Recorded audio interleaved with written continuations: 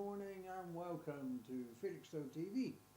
Here we are in the ongoing story of This Is Your Life with Young Eric. Today is actually Good Friday, so you've been given quite a treat really.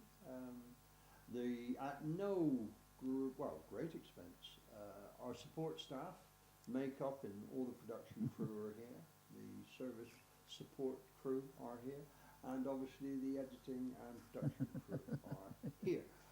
Welcome Eric and Bella. Lovely to see you again. And I think we ended up at the end of the last looking to, in your case, to increase your support staff. And I had a feeling you went Dutch. Yes. Now, first of all, before we start, I brought along a photograph of the Priory because I think it's a good thing for people to see the size of our undertaking. Because it's if we've got camera back, and let's just we've probably got a bit of a let's hold it there. I've got a bit of reflection, but can you see the size of that building? And that was the Priory. This is a Christmas greetings from all of those who are there. So Eric should be able to look at this and see just how big the family was at that particular time. He thinks it was the early 60s. So all of you living in Arundel, that's how it used to look. So there we go, Eric. Good. There it is. You can have a look at the faces and give us a better date as to what was then happening. But you'd already done the refurb with help from the Monsieur. Very little financial aid, very little. We did it by sheer hard work. That's what it boils down to. But the thing is, we've got to remember, although it was a huge house, there were 70 rooms in it, we were just a big family, and we were an ordinary family, and I think that perhaps we even had less trouble with a big family like that than people have with one or two children, because if the children fall out, in a small family, it's a major occurrence. For everybody. But if our family, if a child fell out with another child, they just went to another group. It was very easy. Almost like a political party. But it was a marvellous family. We had a lovely time. We bought a house in Bognor, so as a holiday house. It was right by the coast on the sea. Right. So we were able to take the children regular holidays, have proper holidays, and not the enormous family, but we'd take a few at a time, and because we were a big family, we were a lovely family. And over the years, they went to all the different schools, they went swimming. If they had hobbies like riding or music, we used to encourage it, or dancing, and they used to have lessons. And they really did, they enjoyed it, we enjoyed it, and we were very lucky to have such a big family. This is really what it boils down to. Did you get much sort of support from the Duke of Norfolk and his family, or not? Or well, were you just I met the Duchess on one occasion going up to London on the train, and she said, "I don't know what to do with one of my daughters, Lady Jane," and I said, "Well, send her and give us a hand." And so she came and helped us for a bit. Did she? Oh yes, they were a lovely family, the Norfolk family, and as I told you, the Duchess was one of the Guinness girls, and the poor Duke, he was very hurt by the fact that his family, the succession didn't go down to his girls, and so he built the park house in the grounds of Arundel Castle, and so he was able to move out of the castle. So when he died, his family were able to continue there. But they were a lovely family, and I can't speak highly enough of them. So how did you sort of latch onto a property in Bognor? Well, no, we're not coming to the property in Bognor yet, because I just wanted to tell you a little bit about the Priory and schools and how the children coped with it. You see, we had an enormous house, but it enabled us, even though we had a large family, for every child either to have a room to him or herself or to share a room, which was brilliant. And so they had a completely normal upbringing in an abnormal sort of way, but it was fun. Breakfast must have been fun. Well, this is the whole thing. We operated purely as a family, and what we did, my wife was incredible, really, how she coped with such a family. Her right hand was a young girl called Brenda Ferrier. She came to us at the age of 21, and she stayed for many years with us. Right. And she was marvellous. And Brenda and my wife sort of did everything. They got the children dressed, they got them up and what's it. But obviously they weren't enough to cope. No. So we fortunately had some Dutch friends, and they told us, well, there's a lot of Dutch girls who want to come over to England to learn English. And they had the au pair type of thing. So we started with Dutch au pairs, and they became part of the family as well. And in fact, when my wife's funeral last year, some of the our Dutch family came over to see us, and we were still daddy and mummy to them all, which I think is lovely. So everybody, we're mummy and daddy to everybody. It was a normal family, and you know, they got up to their bits of nonsense as they grew up. They had their boyfriends and girlfriends and all that involved, the teenagers, and but it was a good time, and I think the children enjoyed it. They had a lovely upbringing, and they had a good time. We had a good time, so it was a joy altogether. Now, I think I told you, I've always been interested in youngsters, and so obviously we've got very much the same situation today as we had in the 60s, because the youth clubs weren't providing what the youngsters wanted. The youngsters wanted loud music, stimulation, activities, but the youth clubs were just providing them with table tennis and chess and darts. And pretty much right, I'm afraid. And we're a very similar situation today. So I started in the big hall at Arundel Priory. You can see it's today, I think I was telling you last time, it's a theatre today, so you can know the size of the hall. I must go and look at it. You must go. Next time I go through go to a show there, and you'll see it. But we started this youth club there, and it was a tremendous success because the youngsters, this is what they wanted. We had our meetings, but always main part of it was dancing, and this is what they wanted. And so who provided the music Well, themselves? no, we either had records or we used to have you know, the beat groups in, and this was the day when they were all starting up, and it was incredible, really. And just to show you the difference in the times, if we had a special dance, the cost of a beat group for an evening's playing was £15. So and they'd come in, and it was fascinating to see how some groups would come in and they'd have no equipment, and everybody loved them, and they were tremendous success. People were clapping them and cheering and you know, singing along with them. And others would come in with mountains of equipment and all the kit, and the youngsters didn't like them. It's very strange. But because our youth club was so successful, the Bognor Council, and Bognor, our nearest seaside place was Littlehampton, but further along the coast was Bognor. And of course Bognor, the council, they saw that how successful this youth club was. And they came to me and they said, well, would you please think about opening a youth club in Bognor for us? Because they had the mods and the rockers, and they had a lot of troubles with this. You had no idea the problems were. And I said, well, if you give me some premises, I'm happy to do it. And so, to cut a long story short, they had 5 hotels along the seafront, because remember, this was after the war, buildings had been commandeered and what have you. And in these 5 buildings were Butlins, the Butlin staff, because there's Butlins at Bognor. Well, there must be. Now, it's fascinating to think of this, what I'm going to tell you next, because they said, well, we could give you these 5. So they turfed the Butlins people out, and I think they had their own chalets and things by then. I think this is when they first started. They needed somewhere for their people, but then they built up their site. They've got a marvellous site, Butlins, in Bognor. But so there they presented me with 5 hotels on the seafront at Bognor, and said, there you are, use those as premises for your youth club. Pretty much big enough. And I looked at them, all semi-derelict, or, you know, pretty tatty. And I thought, what on earth am I going to do with this lot? And then I thought, well, let the youngsters do it themselves. So we formulated the idea of having the Caribbean Hotel, and this was going to have 70 boys and 70 girls to stay for holidays.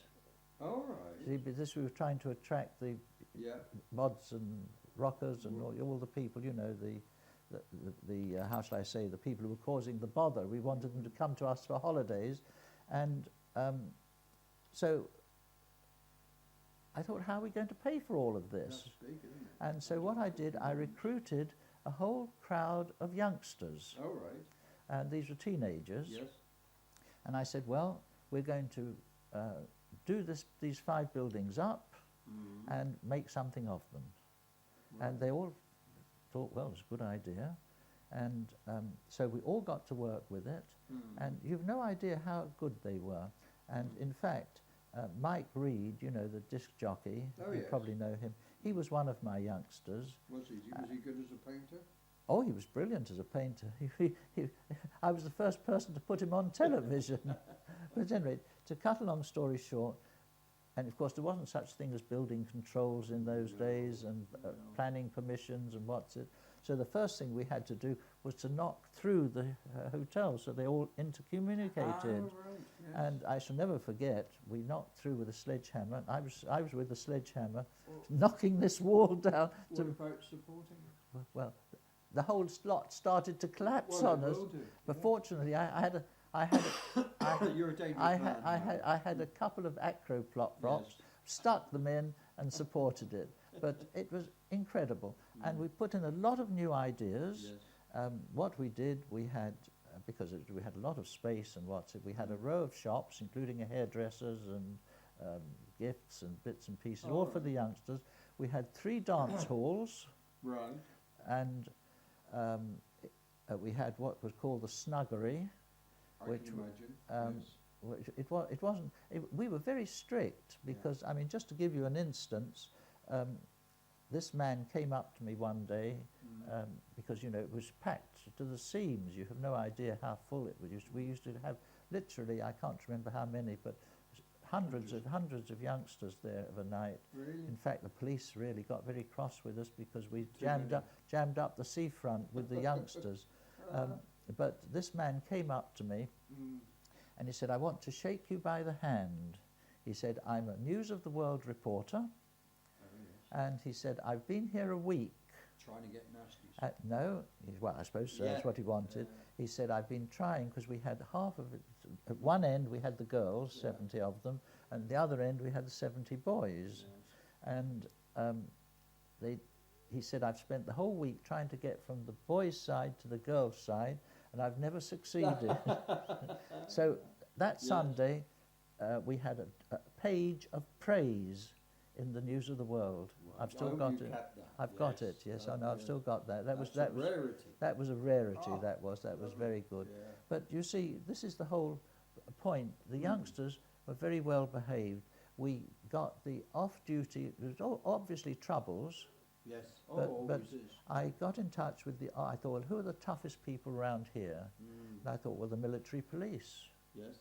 So I went and got the military police and spoke to their commanding officer, and he let them come in their off-duty, you know.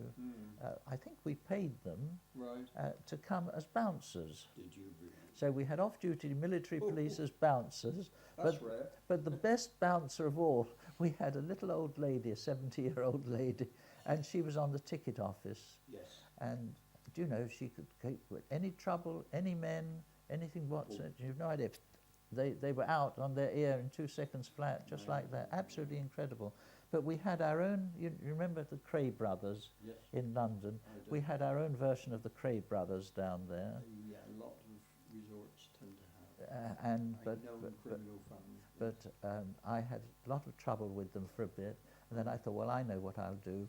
And I took them over to they were 2 brothers, rather like the Cray brothers. Yes. I took them over to the Priory and introduced them to the family and made a fuss of them, and they were so helpful after that. It was hardly true, you know. It just shows you that you can get through to the right thing. Yeah. But the interesting thing is that the thing has gone the full circle now, because if you go to Butlins in Bognor, you will find they have got a shoreline club. All right. And so they have taken our name, which we started. It was one of my girls, Dee, I think, who gave the name the Shoreline Club. This was within the hotels. This was, we had the Shoreline Club, which did the night thing. Yes. We were the first people to have all-night raves. Oh, you didn't. We did all-night raves. We used to go on all night, and you'd come out in the first thing in the morning. Absolutely. Oh, lovely, actually. Adorable. That's absolutely, you've no idea. Yes. But we had no problems. No. Unbelievable. You know, you'd think there'd be all sorts of problems, but we didn't. No. And it's quite unbelievable. And we used to have 3 beat groups going. So you see the size of the thing. Yeah. 3 beat groups in 3 different dance halls through the building. Wow. So there's 5 of them. Yeah. So people could go from one to the other, and it was quite amazing. How do you deal with incomers? I mean, I live near Plymouth, and if we had dances in a village or a small town, we would tend to get the bikers come out from Plymouth, and at some point there would always be a confrontation between a local lad and his girl and the outs, and there would invariably be a fight of some sort. Well, and you didn't I have can that honestly problem? say we never had any trouble with fights. I think number one, they were enjoying themselves, and you see, we had all sorts of things which we were the first, or we were at the cutting edge. Yeah. You see, we had televisions everywhere, all through the place. Well, nowadays, everywhere you go, you'll see screens. Much, but in those days, you never saw a television set. No. And we had these big screens up, showing the groups playing and what have you, which was a new thing. Nobody else had done it. Very new. We were the first people, I think, or one of the first people, we had Eat As Much As You Like. Oh, did you? Yes, and mind you, I hate to tell you, it was only baked beans on toast and things like that. Yes, but I found that basically you'd get the 1 or 2 who'd pig and do a lot, but you'd get, they're offset by loads who, girls who are dieting and men who are dieting, and so they don't eat a lot, and so it balanced itself out very well. So where did the expertise in the video and television come from? Well, we just picked it up, I think, you? and we had the first video. We had the first video jukebox. Oh yes. And yes. They've never come. They never took off. They never took off. No, there but are a few. the BBC was so impressed with this that they rang me up and said, "Could we send a camera down and spend the night with you for one of the all-night raves?" And I said, "Yes, by all means. Very happy for you to do that." And they sent it down, and this is where Mike Reed, his first time on television, because they said, "I wonder if you've got somebody who can play the guitar, and a youngster can do it." So I said, "Yes, I've just got just the right man, Mike Reed." And so he played his guitar, and he said, I think he sang "Where Have All the Flowers Gone?" Oh yes, that was very popular in that very, day. yes. So that was his first television appearance, and he's written. Did you get your agent fee? I'd never thought of such a thing. But he's written a book, and he's actually got all about it in his book. Oh, that would be well. So there you go. Certainly if you live in Bognor, or even wider, or even if you're interested in better developments of the 60s that actually helped a lot of people, perhaps you should get a look at his book. Perhaps we should get a copy of it. Yes, we ought to.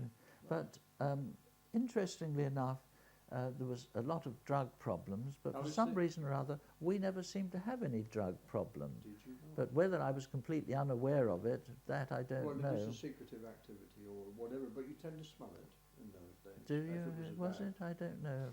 Yes, I was very innocent, very innocent. If they were smoking, you would have known them. Yes.